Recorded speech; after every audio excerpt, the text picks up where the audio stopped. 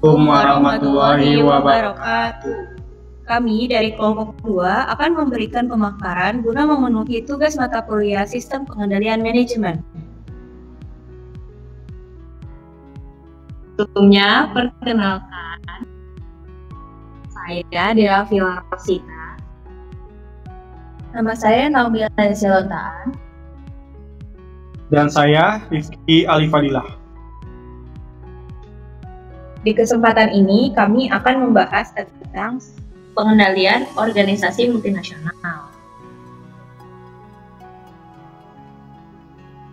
Ada 5 pembahasan. Yang pertama pengertian, kedua manfaat, ketiga ciri-ciri, keempat bentuk hukum, dan yang kelima isi kontrol manajemen. Yang pertama ada pengertian. Pengertian organisasi multinasional. Menurut Kamus Ekonomi, organisasi multinasional merupakan sebuah organisasi yang wilayah operasinya meliputi beberapa negara dan memiliki fasilitas produksi dan pelayanan di negara lain. Organisasi multinasional adalah perusahaan yang memiliki kegiatan bisnis di lebih dari satu negara dan umumnya memiliki anak perusahaan atau cabang di berbagai lokasi geografis. Pengertian pengendalian organisasi multinasional. Pengendalian organisasi multinasional merujuk pada upaya untuk mengelola dan mengawasi kegiatan operasional, keuangan, dan strategi sebuah perusahaan yang beroperasi di berbagai negara. Pengendalian ini melibatkan pengawasan dan koordinasi aktivitas di berbagai lokasi untuk memastikan keselarasan dengan strategi dan kebijakan perusahaan. Karakteristik pengendalian organisasi multinasional untuk memastikan bahwa unit bisnis di berbagai negara beroperasi sesuai dengan tujuan dan strategi perusahaan secara keseluruhan. Organisasi multinasional menggunakan pengendalian yang mencakup kumpulan kebijakan, prosedur, dan sistem manajemen. Manajemen perusahaan multinasional memiliki karakteristik sebagai berikut. Yang pertama, mempertimbangkan dampak dari perbedaan latar belakang budaya. Semakin besar perbedaan latar belakang budaya antara negara asal dan negara tuan rumah, semakin penting untuk mendesentralisasikan pengambilan keputusan dan memberikan otonomi yang cukup kepada anak perusahaan untuk meningkatkan kemampuan mereka beradaptasi. Yang kedua, mempertimbangkan dampak skala dan jumlah anak perusahaan. Semakin besar anak perusahaan, maka semakin sulit untuk dikendalikan, khususnya anak perusahaan asing. Alasannya adalah bahwa anak perusahaan memiliki kemampuan beradaptasi yang lebih kuat dan otonomi yang lebih besar, yang menyebabkan biaya pemantauan yang lebih tinggi untuk perusahaan itu. Yang ketiga, ada kebutuhan untuk mempertimbangkan masalah khusus dari metode penetapan harga transfer. Penetapan harga transfer dalam operasi luar negeri perusahaan multinasional jauh lebih rumit. Beberapa hal penting lainnya juga perlu dipertimbangkan, seperti meminimalkan pajak penghasilan, menurunkan tarif, menciptakan kondisi persaingan yang sehat bagi anak perusahaan, dan mengurangi resiko nilai tukar mata uang asing. Selanjutnya, mempertimbangkan dampak nilai tukar. Nilai tukar akan mempengaruhi kegiatan usaha dan profitabilitas serta strategi. Perusahaan multinasional akan selalu menghadapi resiko nilai tukar mata uang asing, termasuk resiko transaksi, resiko nilai tukar, dan resiko ekonomi. Sehingga resiko nilai tukar mata uang menjadi perhatian besar dalam perancangan sistem pengendalian manajemen.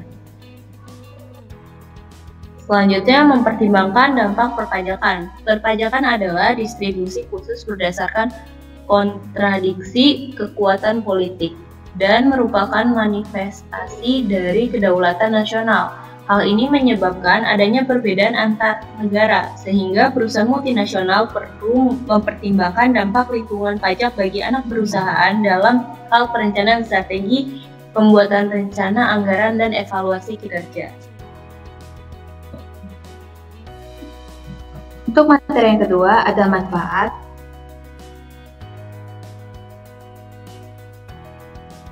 Manfaat pengendalian organisasi multinasional. Pengendalian organisasi multinasional memberikan sejumlah manfaat penting yang memungkinkan perusahaan untuk beroperasi secara efisien dan efektif di berbagai pasar global. Berikut ini adalah beberapa manfaat utama dari pengendalian organisasi multinasional. Yang pertama, ada pengolahan strategi bersama. Pengendalian membantu perusahaan mengelola dan mengorganisasikan strategi bisnis di seluruh entitasnya, memastikan bahwa setiap unit bisnis mendukung tujuan dan visi global perusahaan. Yang kedua, ada pengendalian keuangan global. Pengendalian membantu perusahaan mengoptimalkan pengolahan keuangan globalnya yang mencakup pemantauan dan kontrol terhadap pendapatan, biaya, dan keuntungan di berbagai negara. Yang ketiga, ada pengolahan organisasi yang efisien. Perusahaan dapat meningkatkan efisiensi operasional dengan mengatur proses bisnis, manajemen rantai pasokan, dan produksi di seluruh entitasnya melalui pengendalian yang baik.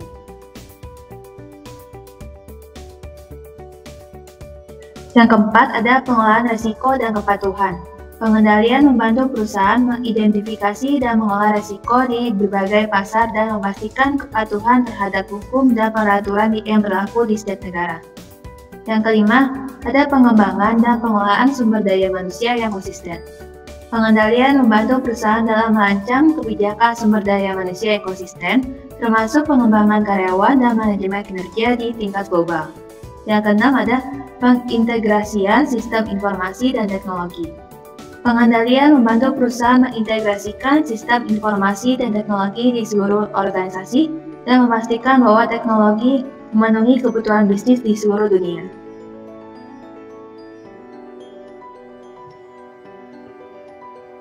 Yang ketujuh, ada budaya organisasi yang bersatu dan komunikasi yang efektif. Perusahaan dapat mengolah perbedaan budaya untuk menciptakan lingkungan kerja yang bersatu melalui pengendalian yang baik. Yang kedelapan, ada pemanfaatan keunggulan bersama. Pengendalian meningkatkan kinerja dan kemampuan inovasi perusahaan dengan membantu mereka menemukan dan memanfaatkan keunggulan bersama atau kompetensi inti di pasar global. Dan yang kesembilan, ada pengolahan keunggulan bersaing. Perusahaan dapat mengolah keunggulannya di pasar global dengan pengendalian efektif, bersaing dengan persaingan yang baik, dan menyesuaikan strateginya dengan perubahan kondisi pasar. Untuk materi yang ketiga, ada ciri-ciri. Ciri-ciri organisasi multinasional ada tiga. Yang pertama, ada perbedaan antara budaya nasional. Yang kedua, ada skala besar dan struktur yang kompleks. Dan yang ketiga, ada strategi globalisasi. Perbedaan antar budaya nasional, negara yang berbeda memiliki latar belakang budaya yang berbeda, sehingga model kontrol manajemen yang sama mungkin memiliki efek praktis yang berbeda dalam latar belakang budaya yang berbeda. Lalu selanjutnya ada skala besar dan struktur yang kompleks. Skala besar sangat bermanfaat bagi perusahaan multinasional karena membantu mereka mengurangi biaya produksi. Dengan skala ekonomi, perusahaan bisa memproduksi lebih banyak barang dengan biaya lebih rendah dan per unit. Dan yang terakhir ada strategi globalisasi. Dalam merumuskan strategi, perusahaan mempertimbangkan kepentingan global perusahaan dan perkembangan masa, bukan hanya kondisi anak perusahaan.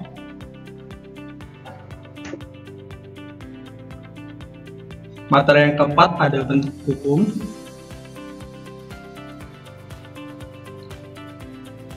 Bentuk hukum organisasi multinasional terbagi menjadi dua, yaitu perusahaan cabang atau branch, dan perusahaan subsidiari atau anak perusahaan.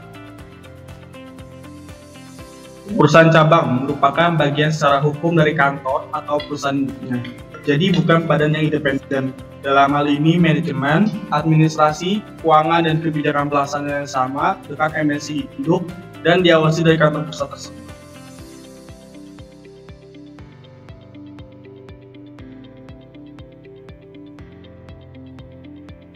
Selanjutnya ada subsidiari atau anak perusahaan. Subsidiari merupakan perseroan anak yang berdiri sendiri, tidak tergantung pada perseroan induknya, dan biasanya didirikan berdasarkan hukum yang berlaku di negara tempat pendirian. Dalam kebanyakan kasus, perseroan induk memiliki semua saham subsidiari, tetapi terkadang sebagian dari saham tersebut dimiliki oleh perseroan di negara tempat pendirian.